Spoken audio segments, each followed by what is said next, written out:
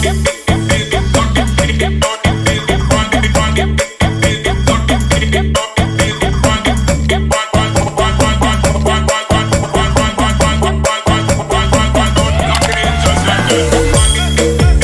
เคทุกคนก็สบายดีซอลล่าสายดาวตะไคร่ทุกคนอีกแล้วเนาะยินดีที่เขาเข้าสู่ซ่องเซนบ้านแดงเนาะโอเคคลิปนี้เราจะพามาเฮ็ดบังโคนหน้าเซิร์ชเนาะตามคำขอเนาะมีคนขอมาว่าสอนเฮ็ดบังโคนหน้าเซิร์ชแน่ว่ามันจะเป็นยังไงเนาะเดี๋ยวเรามาบอกวิธีเฮ็ดให้มันเซิร์ชเนาะแบบเซิร์ชให้มันกระเดือมา โอเคเดี๋ยวให้เบิ้งรถของเขากันเนาะก่อนจะไปเบิ้งรถก็อย่าลืมกดไลค์กดติดตามเพื่อเป็นกำลังใจใครคิดจะไปเนาะโอเคเดี๋ยวให้เบิ้งรถของเขาเลยเดี๋ยวจะพารถของเขาหลังจากที่เขามาแต่ปิดกองใส่หน้าไม้เนาะตอนนี้ก็ประมาณนี้เนาะแบบเก่าสภาพเดิมๆแบบเก่าเลยเนาะบ่มียังหลายเย็ดเนาะบ่มียังหลายมูแต่ว่าตอนนี้บางคนหลังบางคนหน้าเขามันทะลุแล้วเนาะเขาสิมาเปลี่ยนบางคนหน้าไม้แล้วก็เฮ็ดบางคนเซิร์ชเลยเนาะนี่บางคนหน้าทะลุแล้วเขาสิเปลี่ยนไม้แล้วก็เฮ็ดบางคนหน้าเซิร์ชอันนี้เพราะว่าตัวนี้เพราะว่ามันเป็นบางคนกดเนาะมันเลยเวลาเบรกมันแบบเวลาเบรกมันกดลงเนี่ยมันกดลงแล้วมันสีซอดนี่แหละนี่เขาจะมาเฮ็ดเป็นบางคนเซิร์ชมันนี่เห็นบางคนเซิร์ชขึ้นแบบนี้แล้วมันก็แบบมันกับโบฮะมันกับโบซอดเนาะประมาณนี้อะไรกันนี่เนาะขาครับของเขากับเขาไปซื้อมาใหม่อีกแล้วเนาะคือตัวคลิปก่อนมันสูงพุ่นเนาะมันค้ำพุ่นได้เขาก็ได้ซื้อมาใหม่อีกเพื่อนนึงอีกโอ้เบิดเงินผมมีเงินซื้อโก้กับพอแล้วจะเอาโก้ใส่จะเอาโก้ตัวใดให้คลิปแบบนี้เพราะว่าผมมีเลยเนาะหลายคนถามเนาะสเตอร์ของใครตัวนี้ใส่สเตอร์ยังซาวฮกคือเก่าเนาะนี่เนาะซาวฮกเจ๋อว่ะสเตอร์ซาวฮกคือเก่าเนาะบ่ได้เปลี่ยนเลยซาวฮก14เนาะความไวความแห้งก็ตามคลิปอะไรเนาะตามที่คลิปเลยทับ2ยกอะครับนั่นนอนรายการนี้เนาะเบรกหน้าห้องกับอัปเดตใหม่เนาะคือตอนเขาใส่มือนั้นเนาะตอนเขาใส่มือนั้นมันแบบมันโบดิ้งเนาะเวลากลับมันโบดิ้งเขาลืมใส่ตัวนี้เนาะสปริงนี่สปริงตัวนี้แหละเขาก็เลยไปเบิ่งคลิปแล้วเขาก็เห็นแล้วเขาก็ซื้อสปริงใหม่มาใส่เนาะนี่เนาะสปริงตัวนี้แหละเวลากลับมันก็สิแบบดิ้งตึกเนาะสำหรับคนที่ใส่ดำหน้าเนาะสำหรับคนใส่ดำหน้าท่าน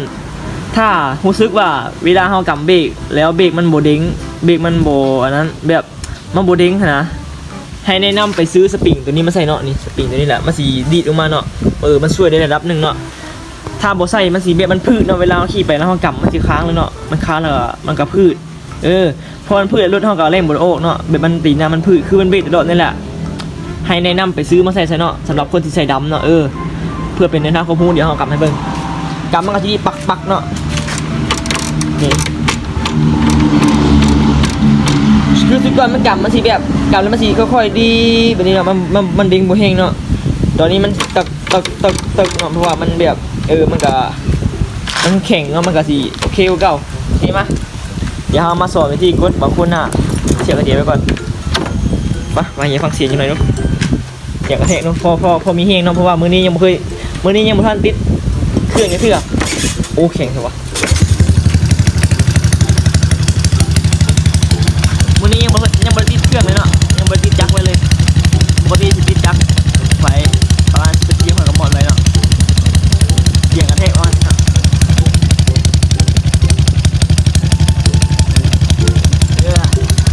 มาได้แหละโอ้ติดมือโอเคนะสำหรับคนที่อยากได้อะไรลึกอะแชทไปที่เฟซ Stay Infinity เนาะสำหรับคนที่อยากได้อะไรลึกแชทไปเลยนี่เดี๋ยวขึ้นเฟซให้เบิ่งปิ้งนี่เนาะเฟซ Stay Infinity เนาะสั่งเครื่องได้ทีนี้เลยเนาะสั่งเครื่องอะไรลึกได้ทุกอย่างเนาะบางอย่างกับโบมี่เนาะบางอย่างที่ราคาถึกกับโบอันนั้นเนาะโบมี่เนาะเพราะมันเอามาสีแพงแล้วก็เจ้าสีบูซื้อเนาะโอเคมั้ยเดี๋ยวเรามาสอบวิธีกดบางคนสอบวิธีเห็ดบางคนหน้าเซตเนาะมาเดี๋ยวให้เบิ่งบางคนหน้าของเขาก่อนนี่เนาะบางคนหน้าของเขาโอ้มือสิวะเนี้ยเขาก็ได้ไปซื้อมาใหม่เนาะนี่เป็นบางคนดำคือเก่าเนาะดำเงาเลยเดี๋ยวนี้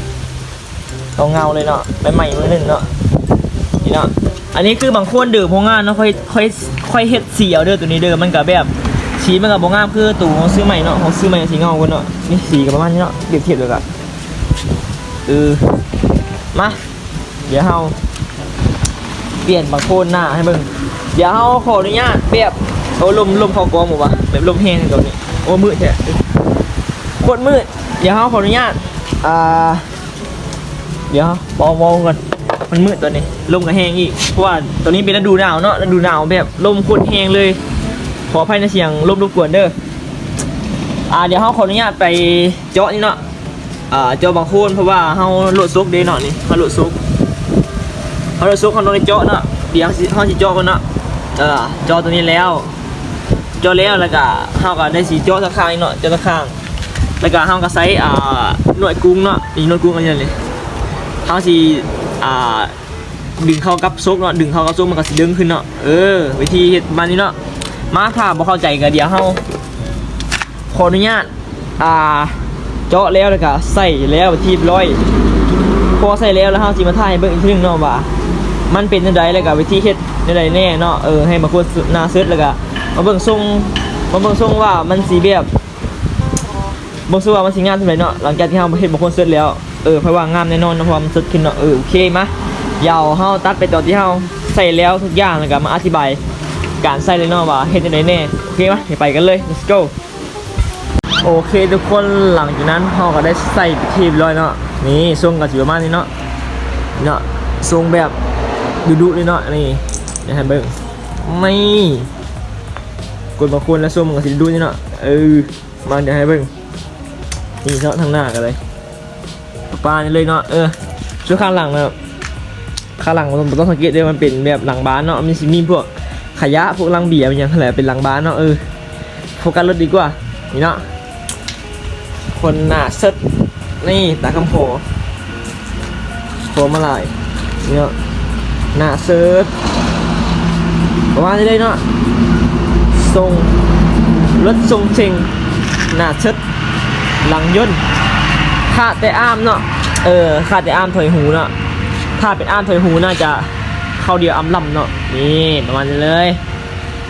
เคมาเดี๋ยวให้เบิ่งวิธีการเฮ็ดบางคนเซิร์ชว่าเฮ็ดยังไงเนาะมาเดี๋ยวอธิบายให้ฟังนี่เนาะมันก็สิประมาณนี้เลยเนาะนี่โล่งๆเซิร์ชขึ้นอันนี้เซิร์ชจำมันเนาะนี่มันจำเลยเนาะเซิร์ชได้ชั้นนี้เนาะมันได้สูงสุดตรงนี้เนาะถ้าเอาขึ้นอีกมันสิจำมันนี่เนาะมันสีบ่ได้มันสิเลี้ยวแบบหะเนาะถ้าเข้าใจกันประมาณนี้นี่เนาะอันนี้ค่อยสิใส่ไว้เนาะนี่บางคนตัวนี้ค่อยสิใส่ไว้แบบกันขี้ดินเนาะกันขี้ฝุ่นขี้ดินฟุ้งใส่เลื่อนเนาะค่อยสิใส่ไว้อันนี้นี่ถ้าเอาออกมันสิโล่งพุ่นเนาะเอาออกมันสิโล่งพุ่นเวลาค่อยขี่ไปแบบค่อยขับไปนะมันสิแบบน้ำทางเนาะบางเทื่อมีน้ำขี้โตขี้ตุ่มเนาะถ้าห้ามบ่ใส่อันนี้ถ้ามันคลิกเขาเลื่อนยับเลยค่อยเต็มอันเนี้ยจักแบบโอ้ยวุ่นวายเลยเนาะถ้าแบบเหยียบขี้ตุ่มเขาเนาะค่อยเลยใส่อันนี้เนาะใส่อันนี้ไว้ถึงสิบ่งามกว่าญาติดอกมันก็บ่เกี่ยวเนาะมันก็แบบมันก็เห็นอยู่เนาะมันก็บ่เห็นมันได้เนาะบ่มันอยู่ในอันนี้นี่ค่อยเจาะหูคือค่อยเจาะลิ้นเนาะอันนี้เจาะแบบดึงลวดมัดให้มันนี้เนาะอันนี้ค่อยเจาะลิ้นซื่อเด้ออย่าไปซีเรียสนี่เนาะแล้วก็เอานวดเนื้อกุ้งนั่นดึงไว้เนาะนี่ดึงเข้ากับซุกเด้อดึงเข้ากับซุกนี่อันนี้ให้เบิ่งดูนี่เนาะนี่ดึงเข้ากับซุกก็สิเป็นห้อยเนาะเพราะว่ามันเป็นอันนี้ดึงมาเนาะนี่มานี่เนาะนี่มานี่เลยเนี่ยดึงเข้ากับซุกไว้นี่เลยนี่เนาะดึงกับซุกไว้มันก็สิเป็นห้อยเนาะเพราะว่ามันซุกมันโยกดีดึงไว้มันก็แน่นเนาะเดี๋ยวเป็นครั้งนี้ครั้งนี้คือเดียวเนาะใส่หน่วยกุ้งมัดไว้เนาะนี่หน่วยกุ้งมัดไว้เนาะนี่มีแต่ให้ทุกคนเจาะหูเนาะเจาะหูบางคนแล้วก็ดึงเขาเลยเนาะดึงแงกเขานี่เลยก็มันก็เซิร์ชขึ้นไปได้เลยเนาะทรงมันก็สิประมาณนี้เนาะแต่ถ้าเป็นรถซกหน้าสูงมันสีบ่ได้เนาะได้แต่ว่ามันสีบ่งามเนาะถ้าซกหน้าสูงหลายมันสีบ่งามเนาะมันสีตึงๆอยู่เนาะอันนี้ค่อยโลดต่ำแล้วมันก็เข้าเดียวอยู่เนาะมันก็แบบงามเนาะประมาณนี้เลยนี่ควรกับมันนี่เนาะบอกติ๊กเกอร์อยู่บนที่จำโอเคไหมนี่เนาะส่งกันเลยประมาณนี้นี่เฮ็ดตามได้เนาะสอนเฮ็ดบางคนหน้าเชิดนี่เนาะส่งกับแบบงามเลยเนาะนะงามเลยส่งกันเลยแบบโบอันนั้นแบบไหนแบบว่า มันก็บ่สูงบ่ได้เนาะบ่ต่ำบ่ได้แบบงามๆประมาณนี้เนาะผมมีหลายคลิปนี่ก็เนาะมาสอนวิธีเฮ็ดบางคนหน้าเซิร์ชเนาะสอนวิธีเฮ็ดบางคนหน้าเซิร์ชนี่เฮ็ดตามได้เนาะง่ายๆเฮ็ดตามเขาบอกนั่นแหละตามคลิปเลยเนาะเจาะแล้วก็เอาหน่วยกุ้งดึงเข้ากับซุกเท่านี้แหละมันก็ได้บางคนหน้าเซิร์ชเนาะงามๆเลยนี่ก็คือรถไฟนี่แหละเย็ดทรงยังสวยว่ะนี่ประมาณนี้เลยเดี๋ยวคลิปหน้าเขาเทียนอย่างเนาะอย่าลืมกดไลค์กดติดตามเพื่อเป็นกำลังใจให้ใครคลิปต่อไปเนาะสำหรับคลิปนี้ก็ไม่ยังไรเนาะเดี๋ยวเจอกันใหม่คลิปหน้าเนาะสำหรับคลิปนี้ก็ขอลาไปก่อนโอเคบายบาย let's go